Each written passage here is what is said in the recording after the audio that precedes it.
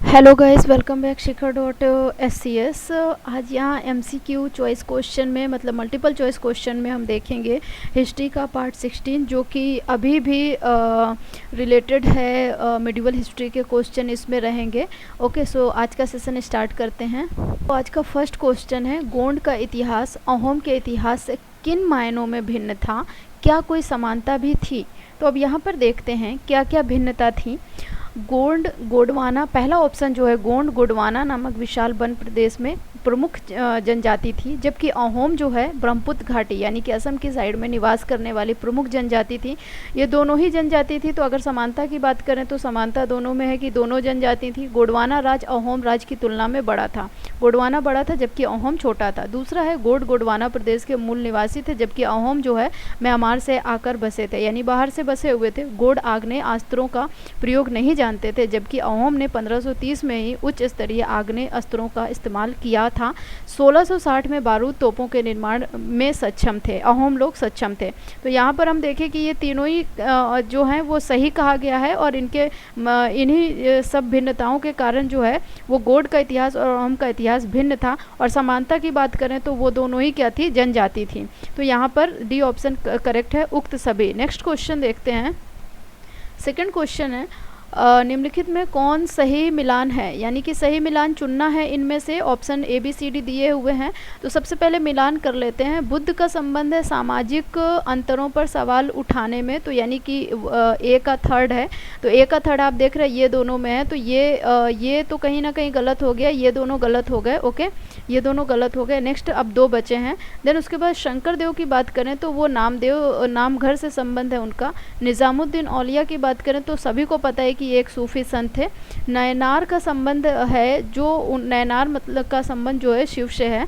अच्छा, इसको अलवार का जो संबंध है वो विष्णु से। अच्छा, इसको याद करने का भी एक ट्रिक है। अगर आप नयनार की बात करें तो कहीं ना कहीं नेत्र से संबंधित आ रहा है, और सभी को पता है शिव जी के 3 नेत्र थे। तो आप इस तरीके से भी कंफ्यूजन नहीं होगा कि आप नयनार और अलवार में कंफ्यूज हों।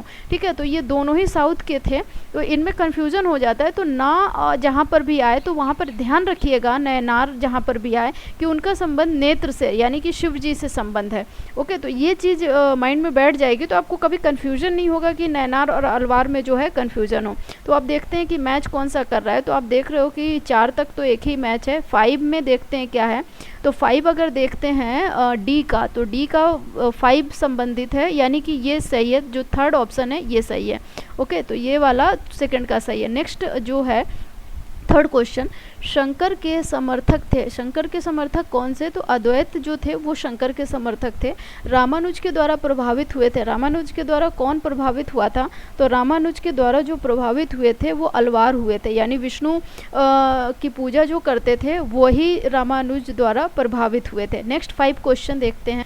सो फिफ्थ क्वेश्चन में अगर देखें, ये वीर शैव मत के समर्थक थे, यानी कि कौन वीर शैव के मत के समर्थक थे? तो बसवन्ना भी थे, अलम्मा प्रभु भी थे, और अक्ल महादेवी जो थी वो भी वैश्य वीर शैव से संबंधित थे।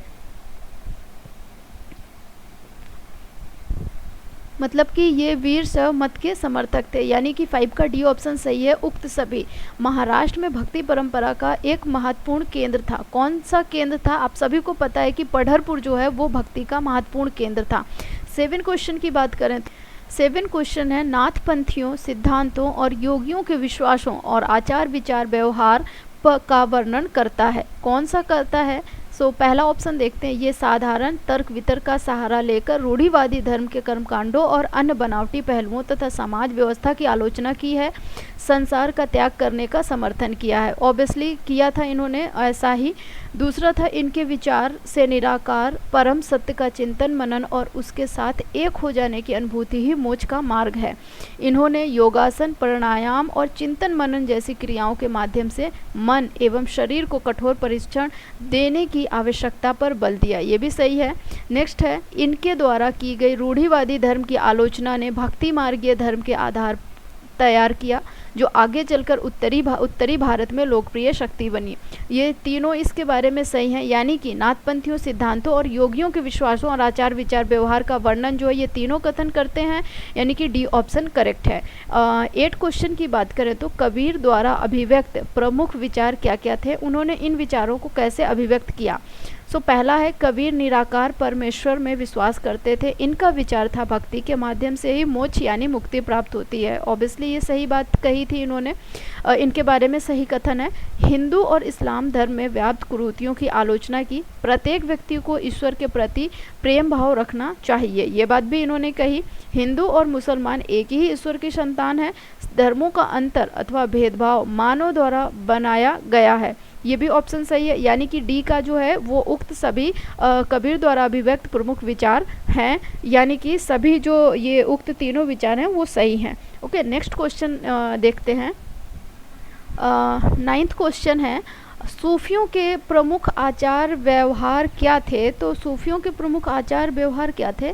फर्स्ट ऑप्शन है बाहरी आडंबरों को अस्वीकार करते हुए ईश्वर के प्रति प्रेम और भक्ति तथा सभी मनुष्यों के प्रति दयाभाव रखने पर बल दिया था।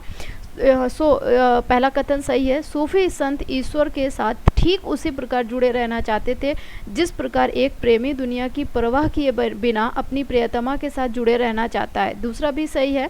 ईश्वर एक है, उसे प्रेम साधना और भक्ति द्वारा प्राप्त किया जा सकता है, यानी कि तीसरा भी सही है। 9th का डी ऑप्शन सही है, उक्त सभी। लास्ट क्वेश्चन आज का देखते हैं। 10th बाबा गुरु नानक की प्रमुख शिक्षाएं क्या थी, यानी जो गुरु नानक थे उनकी प्रमुख शिक्षाएं क्या थी। तो पहला ऑप्शन है एक ईश्वर की उपासना और जाति पाति और लिंग भेद की भावना से दूर रहना, ये ऑप्शन करेक्ट है। सेकंड है दूसरों का भला करना चाहिए और अच्छे विचार आचार विचार अपनाने चाहिए, सेकंड भी सही है। थर्ड है उनके उपदेशों को नाम जपना, कीर्तन करना और वंड छकना के रूप में याद किया जाता है। सो तीनों ऑप्शन सही हैं, यानी कि 10th का डी जो है उक्त सभी वो सही है। अच्छा, एक बात यहाँ पे ये ज़रूर ध्यान रखिएगा कि जैसे क्वेश्चन में ये कोशिश की गई है कि आपको सारे एस्पेक्ट उसके बारे में मतलब कि पता हो, इसलिए इस तरीके का जो है वो रखा गया है कि सारी चीज़ें उसके ऑप्शन में ऐड की गई हैं। सो आप इसको क्या है कि कुछ भी अगर काम कर रहे हैं तो भी आप ऑडियो सुन सकते हैं, है ना। तो इससे आपका कवर भी हो जाएगा और आपका टाइम भी सेव हो जाएगा। तो एक से दो बार आप सुनेंगे तो आपको वो चीज़ें लर्न हो जाएंगी और आप इजीली किसी भी क्वेश्चन का जो भी इससे रिलेटेड है उसका इजीली आंसर दे सकते हैं। आई होप कि आपको ये वीडियो पसंद आएगा, तो प्लीज़ लाइक और शेयर ज़रूर करिएगा। Thank you for watching.